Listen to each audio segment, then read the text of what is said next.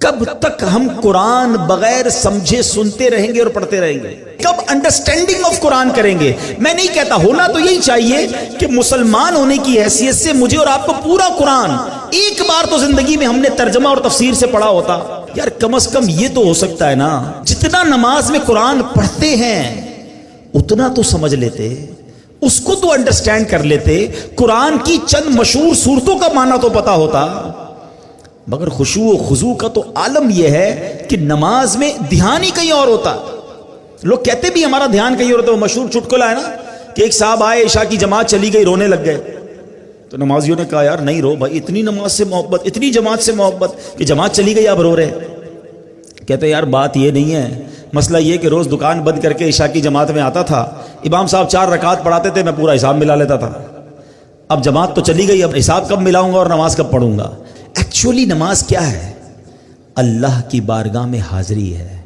آپ کسی بہت بڑی شخصیت کے پاس، بڑے سیٹھ کے پاس، جس کے پاس آپ کی فائل رکی ہوئی ہو، اس افسر کے پاس جائیں تو دھیان کدھر ہوتا ہے؟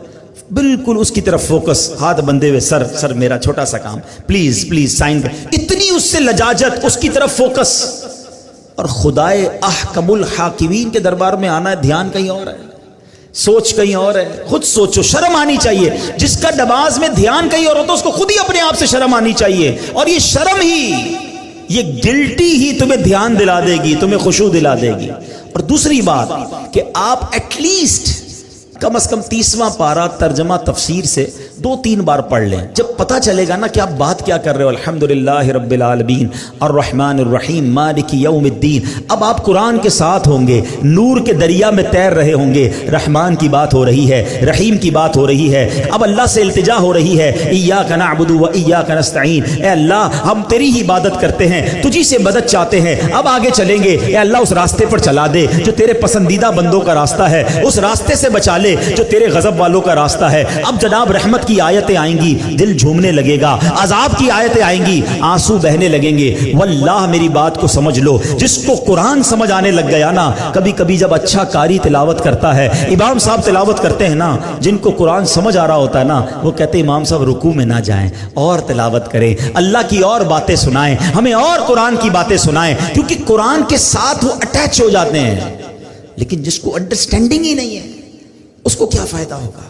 پلیز قرآن سے ایسی دوستی کرو۔ اور میں آپ کو کوئی بہت بڑا کام نہیں بتا رہا، کم از کم 30واں پارہ ترجمہ تفسیر، اب تو صراط الجنان آ گئی ہے، حاصل کر لے، پڑھ لیں، آپ کی زندگی بدل جائے گی۔ واللہ جس کو نماز سمجھ آنے لگ جائے گی اس کو نماز کا مزہ ہی اور آتا ہے۔ سبحان ربی العظیم جب وہ کہتا ہے اور وہ سمجھتا ہے کہ میں عظیم رب کی تعریف کر رہا ہوں، تو بعض اوقات تو آنکھوں سے آنسو نکلتے ہیں۔ سجدے میں جا کر سر جھکا کر سبحان ربی العالی جب دل کی گہرائیوں سے بندہ ادا کرتا ہے تو اللہ کو گویا یہ کہہ رہا ہوتا ہے، اے اللہ سر بھی تیرے دربار میں جھکا دیا، اب میں نے سب کچھ تیرے دربار میں جھکا دیا ہے، اپنا سراپا تیرے بارگاہ میں جھکا دیا ہے، اے اعلیٰ رب، اے مالک، اے خالق، اے سب سے بڑے مولا، اب مجھ پر نگاہ رحمت فرما دے۔ پھر بندہ اس کیفیت سے نماز پڑھتا ہے۔ تو اگر نماز کا لطف لینا چاہتے ہو تو نماز کو سیکھیں، نماز کو انڈرسٹینڈ کریں، نماز کے اندر جو قرآن ہے کم از کم اس کو جانیں۔